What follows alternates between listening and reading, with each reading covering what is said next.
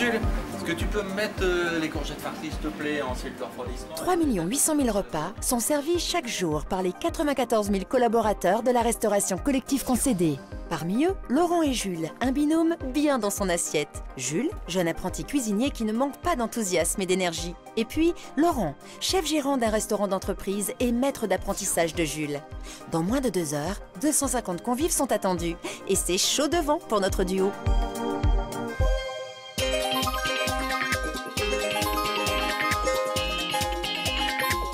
Allez Jules, tu vas me préparer les champignons pour la diepoise. Au four et au moulin, et surtout en cuisine, Laurent en profite malgré tout pour transmettre ses savoir-faire à Jules. Ce matin-là, ça découpe sec. Mais Laurent, en quoi consiste le métier de chef gérant? Donc ma mission, ça consiste donc à préparer les menus, passer les commandes, organiser le travail, gérer le personnel et également satisfaire la clientèle et au quotidien. Autre mission importante pour Laurent, la lutte contre le gaspillage alimentaire. Ce que l'on gaspille, c'est ce qu'on ne vend pas.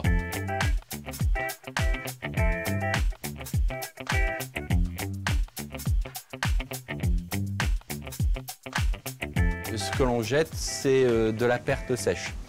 C'est-à-dire qu'on a un coût à respecter.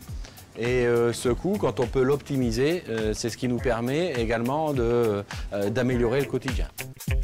Et au niveau du pain également, on a mis en place un gaspillomètre où on voyait le gaspillage du pain pour une première semaine et le gaspillage du pain pour la deuxième semaine. Et là, les gens, enfin nos convives, on a vraiment vu la prise de conscience au niveau du gaspillage.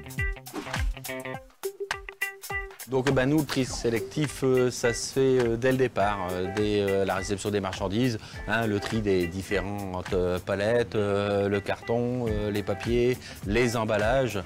Jules, il faut faire le réassort des boissons, s'il te plaît. T'oublies pas de trier les papiers correctement. Donc quand on utilise des conserves, effectivement, les boîtes sont mises dans un conteneur spécifique, au même titre que les plastiques, que le papier et le carton. Il y en a un qui n'en perd pas une miette, c'est Jules. Alors Jules, c'est un apprenti que j'ai depuis 1 an. Mais pourquoi ce métier, Jules? Ce qui me plaît dans le métier de cuisinier, c'est de pouvoir faire plaisir aux autres. Leur faire goûter mes plats, travailler le produit de A à Z. Et de faire goûter ce que je fais, de recevoir des critiques, qui soient positives ou négatives, de savoir si je fais bien ou mal en fait. J'ai commencé à faire de la cuisine à mes 12 ans. Une fois que j'ai pu commencer à travailler, à faire des stages, j'ai voulu tout de suite faire des stages en cuisine pour voir ce que ça donnait, etc. J'ai commencé un stage en cuisine en collectivité. Je me suis dit que ça me plaisait vraiment, j'en ai fait un deuxième, un troisième. Et je me suis dit pourquoi pas se lancer dans un CAP. C'est ce que j'ai fait et ça me plaît vraiment. Et vous, Laurent, en quoi la restauration collective est un secteur passionnant? La restauration collective, c'est très intéressant dans tous les domaines, aussi bien à la santé que l'entreprise, que le scolaire. Dans tous les domaines, il y a toujours moyen de trouver une source d'inspiration et d'épanouissement. Et nous voici en pleine action, en train de préparer les commandes pour les 250 restaurants. Ce matin-là, plongé au cœur du réacteur, avec Thomas dans la salle des commandes où tout le monde s'active. Donc chaque jour, nous recevons les 50 000 repas, ici sur la plateforme, et nous devons les faire partir à destination des restaurants. Et nous fonctionnons en 2-8 avec 2 équipes de préparateurs de commandes. Ok Thomas, mais avant de poursuivre la visite guidée de la plateforme, une question. Ça consiste en quoi précisément le métier de responsable de flux? Le métier de responsable des flux, la mission première, c'est l'acheminement des marchandises vers les restaurants scolaires. Pour mener à bien cette mission, il faut manager. Il faut animer des équipes, il faut animer des réunions, il faut mettre en place des indicateurs, il faut les faire vivre, il faut trouver des nouvelles solutions en permanence, il faut s'adapter aux nouvelles technologies, il faut évoluer avec l'informatique et de manière générale, il faut être engagé. Donc nous sommes ici sur le quai Expédition, le quai de départ. Loïc est en train de charger son camion pour aller livrer ses restaurants scolaires. Il y a 35 camions qui partent chaque jour avec environ 1500 repas chacun. Malgré des journées bien chargées, Thomas prend très à cœur son rôle de maître d'apprentissage. Mais comment juge-t-il Johan, son apprenti? Johan, il m'apporte un peu de fraîcheur, un œil neuf, un œil critique parfois. Il a fait un rapport d'étonnement à son arrivée qui était pertinent, avec des choses qui lui paraissaient incohérentes et qui étaient intéressantes à traiter. Et si on donnait un peu la parole à Johan? Pourquoi avoir choisi ce métier? J'ai choisi le domaine de la restauration collective car c'est un domaine pointu. En effet, il faut des chambres froides, des frigos et il y a un suivi du produit tout au long de la chaîne logistique, ce qui rend justement ce côté logistique plus complexe. Ça apporte un plus au quotidien.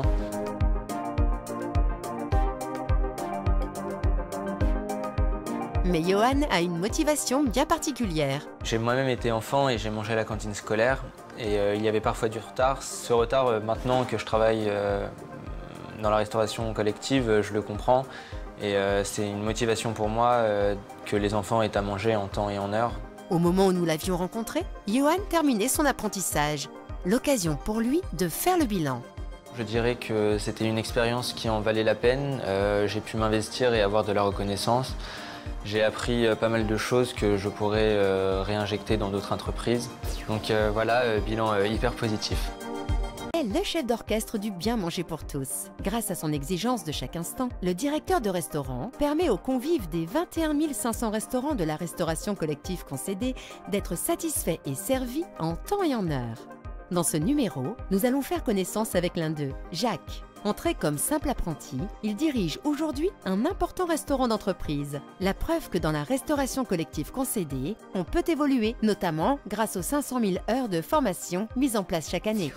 À ses côtés, pour le seconder dans toutes ses tâches quotidiennes, il y a Thomas, un apprenti en licence pro de management. Voyons voir comment Jacques, son maître d'apprentissage, lui transmet son savoir-faire.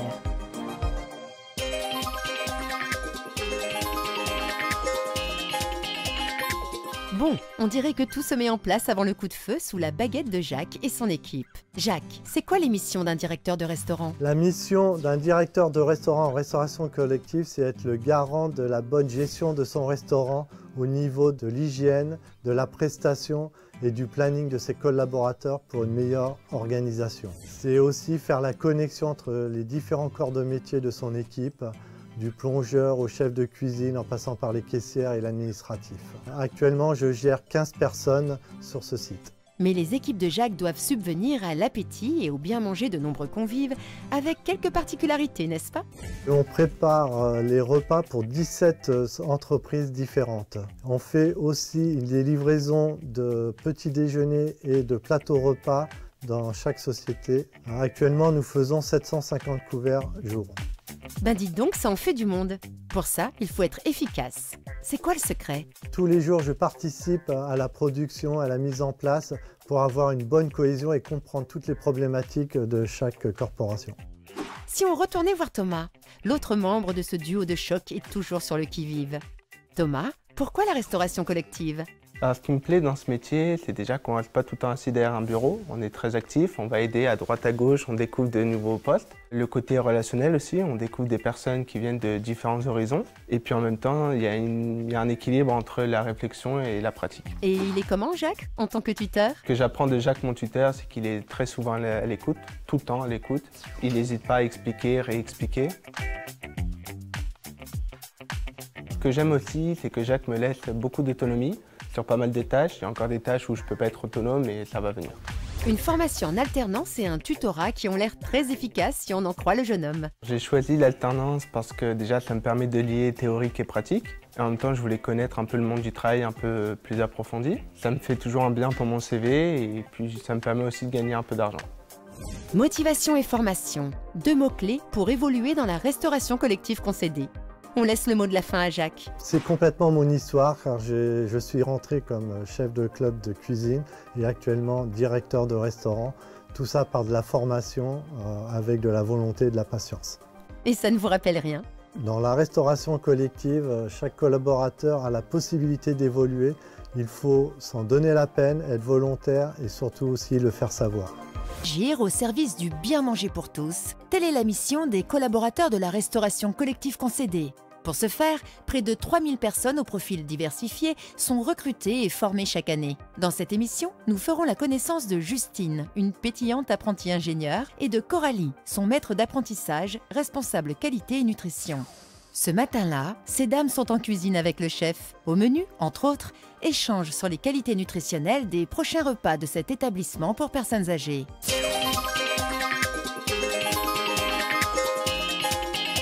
Que ce soit en cuisine ou derrière un ordinateur, les journées des deux jeunes femmes sont intenses et variées. Mais Coralie, dites-nous, ça consiste en quoi votre métier?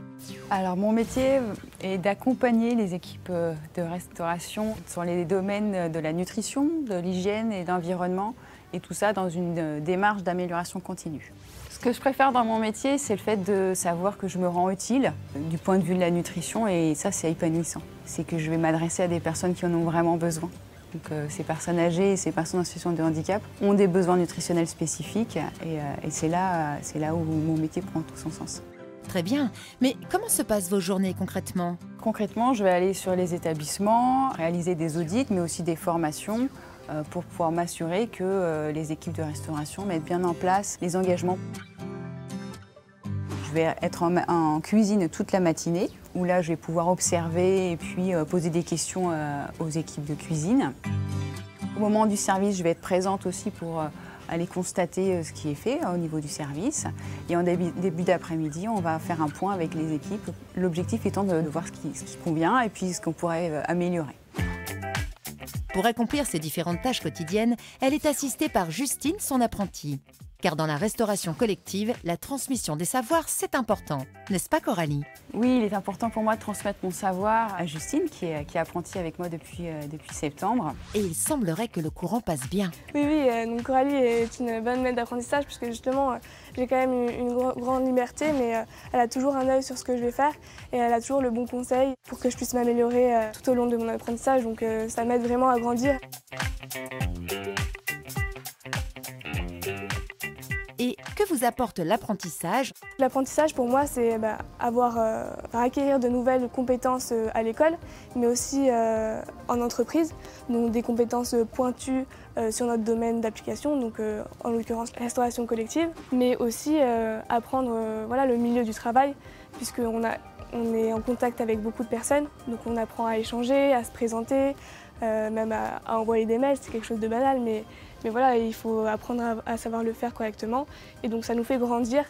Ce qui est très agréable aussi, c'est d'être dans le milieu de la restauration collective, donc de pouvoir goûter plein de plats différents, tous les mets culinaires qui peuvent être préparés, et de pouvoir justement améliorer et donner des conseils sur ce qui est préparé. Mais c'est vrai que c'est souvent des moments agréables, voilà, de pouvoir manger.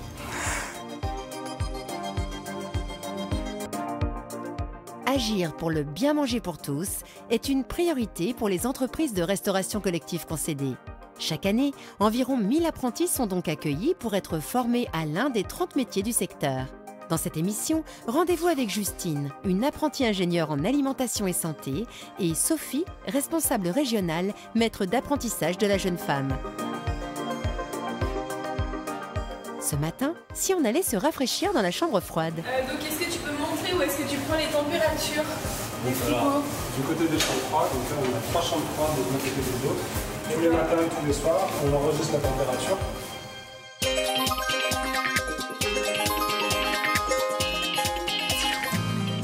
Être responsable régional, ça implique pour Sophie d'être souvent sur les routes pour visiter les 20 établissements de restauration collective et la cuisine centrale qui sont sous sa responsabilité. Mais ça consiste en quoi, le métier de responsable régional?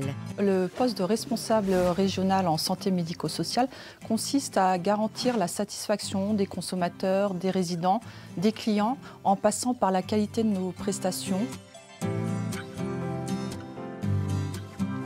Autre aspect important du poste, le suivi et la gestion de la relation avec les clients des établissements médico-sociaux. Et une priorité, la sûreté alimentaire. Dans le secteur du médico-social, la sûreté alimentaire est prioritaire du fait que nous accueillons sur nos établissements des personnes avec un âge avancé, mais aussi des personnes avec des situations de handicap. Donc nous allons préparer des mets et des plats avec des textures modifiées et avec des incidences au niveau de la production alimentaire qui sont à vérifier. Contrôle des produits, stockage aux bonnes températures, traçabilité des aliments, les procédés sont très rigoureux, comme nous le confirme Justine. La sûreté alimentaire, donc, ça implique beaucoup de procédés qui sont assez contraignants pour les cuisines. Et donc, nous, on est là pour aider et soulager les équipes sur site pour qu'ils puissent appliquer ces procédures. Sous la responsabilité bienveillante de Sophie, notre apprentie ingénieur qualité apprend beaucoup. N'est-ce pas, Justine? Mon maître de stage m'apporte énormément chaque jour puisqu'elle me fait part de son expérience et me donne des conseils. Mais pourquoi avoir choisi d'apprendre ce métier? J'ai choisi le métier de responsable qualité puisque j'ai une formation scientifique et donc j'aime la rigueur et la méthodologie qui est nécessaire. J'aime aussi tout l'aspect pédagogique et puis être sur le terrain, travailler avec les fournisseurs, avec les équipes au quotidien. Bon, il semblerait que Justine s'épanouisse dans ce secteur. Mais on laisse le mot de la fin à Sophie. La restauration collective offre une palette de métiers très large et qui est très dynamique en termes de recrutement. Donc au-delà de la compétence métier, c'est des métiers qui sont basés sur la relation avec les équipes, relation avec les présidents, relation avec les consommateurs et les personnes ou les futurs apprentis qui apprécient les moments d'écoute, de partage et d'empathie sont les bienvenus dans ce secteur d'activité. Dans quelques heures, quelques centaines d'écoliers affamés vont débarquer. L'équipe de ce restaurant scolaire est donc en pleine préparation des repas. Des repas placés sous le signe de la qualité gustative, nutritionnelle et si possible bio. Cette effervescence quotidienne est l'occasion pour le chef cuisinier Christophe d'apprendre les bases de la restauration à Aurélien, un jeune apprenti extrêmement motivé. Le métier de cuisinier en restauration collective concédée, c'est avant tout l'histoire d'une transmission. Leçon du jour, comment réussir un gratin de courgettes bio que les enfants vont adorer. Donc Aurélien, aujourd'hui on va faire un gratin de courgettes. Donc il faut surtout, c'est bien huiler ta plaque. Les courgettes, n'oublions pas de bien les étaler. Et on n'oublie pas le sel. Pas trop de sel, c'est pas trop bon pour la santé. Après, on remet une couche de gruyère. Alors, c'est quoi votre secret, chef? Moi, je rajoute du gruyère râpé, parce que les enfants, tout ce qui est gratiné, ils adorent. Donc, ça facilite. Alors, ils aiment mieux manger des courgettes dans ce cas-là. En dehors de mitonner du gratin pour la crème de la crème des enfants, quelles sont vos missions quotidiennes, chef? Mes missions quotidiennes, c'est de gérer mon équipe, la motiver, parce qu'on fait pas loin de 900 couverts jour. Après, je m'occupe de tout ce qui est achat. J'essaie de passer mes commandes à la semaine pour être tranquille. J'ai un rôle de gérant, mais aussi de cuisinier. Chaque jour, le chef est assisté en cuisine par Aurélien. Attention, verdict du maître d'apprentissage. Aurélien est avec nous depuis le mois de septembre. C'est quelqu'un de très motivé, très courageux. Bon, ça va. Aurélien peut se détendre. Son maître d'apprentissage a l'air plutôt content de lui. Et la transmission de savoir-faire aux jeunes générations, le chef, ça lui tient vraiment à cœur. Oui, c'est important de transmettre son métier parce que moi, on me l'a transmis. Donc la moindre des choses, c'est que je le transmette aux autres. Ça peut faire qu'évoluer la profession. Les vraies choses du métier, on les apprend sur le lieu de travail. Et parmi tous les gestes techniques transmis patiemment par le maître Christophe, lequel préfère l'élève? Le chef m'a appris les techniques de base. Démonstration. Couper. Des morceaux de viande, fromage, de poisson. On tient comme ça. Et après, on coupe. Dans les 12 000 cantines scolaires en gestion concédée, on fait la promotion d'une nourriture saine et bénéfique pour la santé humaine et qui respecte notre planète. L'établissement où travaille notre binôme est tout à fait en pointe et sert à ses jeunes convives des repas avec un maximum de produits bio, locaux et saisonniers. Explication. Les produits bio, c'est un style d'affichette. Donc on pose à côté du menu et l'enfant voit si c'est un produit bio, si c'est un produit local, un produit de saison. Mais cuisiner pour les jeunes publics demande souvent un peu d'imagination. Notamment quand il s'agit d'essayer de leur faire manger du poisson, aliment pas trop populaire dans les cours de récré. Donc on avait fait, c'est une animation, c'était sur la mer. On leur a fait goûter, c'est une pêche au thon. Le sucré et le salé, c'est pas toujours évident. Et on a été surpris parce que les enfants, ils ont adoré. En sachant que les enfants n'aiment pas le poisson, on voulait trouver une solution pour leur faire manger avec la sauce. J'ai eu l'idée d'une sauce à base de poivron et j'ai été surpris, ils sont tous revenus pour la sauce et le poisson. Pour en savoir plus sur les métiers de la restauration collective, rendez-vous sur le site du Syndicat national de la restauration collective, snrc.fr.